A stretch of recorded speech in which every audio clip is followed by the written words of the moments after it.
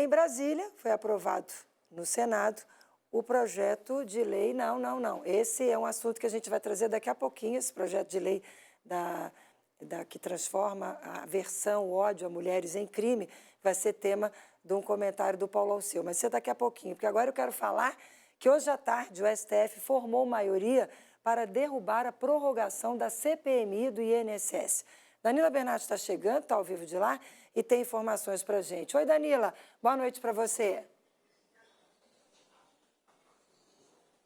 Oi, Márcia, boa noite para você também que nos acompanha. Toda essa movimentação aqui atrás da imprensa, Márcia, porque a sessão deve ser retomada a qualquer momento, já depois dessa decisão do Supremo. Essa decisão aconteceu agora há pouco, por volta das 6 horas da tarde. Os ministros formaram maioria para não ter a prorrogação dos trabalhos da Comissão Parlamentar Mista de Inquérito do INSS. Mas antes disso acontecer, foi todo um desenrolar que eu vou resumir para vocês essa história. Hoje pela manhã, a sessão chegou a ser aberta pelo presidente, o senador Carlos Viana, do Podemos de Minas Gerais, e ele chegou a anunciar que seria, sim, prorrogada por um prazo que eles iam definir. E ele fez isso baseado na decisão do ministro do Supremo Tribunal Federal, André Mendonça, que deu 48 horas para o presidente do Senado, o senador Davi Alcolumbre, para que ele tomasse uma decisão, para que ele se manifestasse a respeito da CPMI.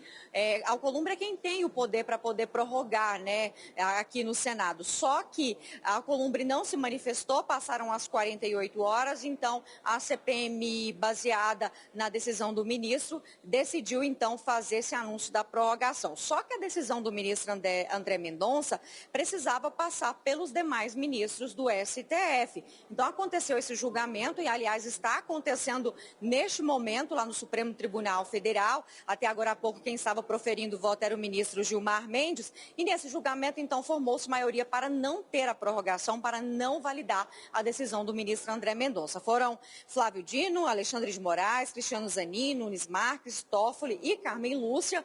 Foram 6 aí contra a prorrogação. André Mendonça e Luiz Fux foram os 2 a favor, mas a votação ainda segue aí com o ministro Gilmar Mendes. Nós preparamos uma pequena reportagem para resumir para vocês como foram os trabalhos aqui nessa comissão nos últimos 6 meses. Vamos ver.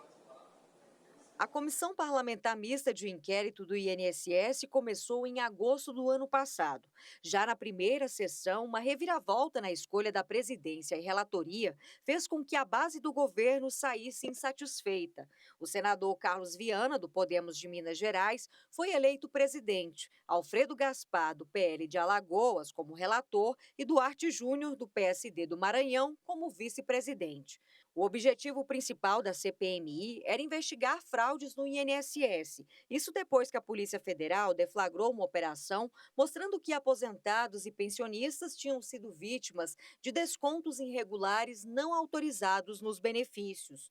Durante 6 meses, a equipe técnica compilou dados que demonstram mais de 4.800 documentos analisados, com 108 empresas suspeitas de participação, envolvendo movimentações de mais de 200 milhões de reais. A comissão teve momentos de tumulto e gerou bastante polêmica.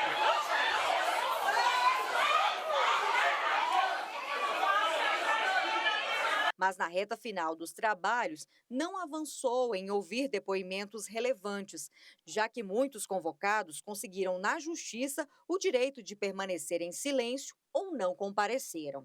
O prazo para a CPMI terminar e o relatório ser entregue se encerra essa semana, mas o presidente pediu a prorrogação. O senador Davi Alcolumbre, presidente do Senado, não aceitou e, por isso, o líder da CPMI recorreu ao STF.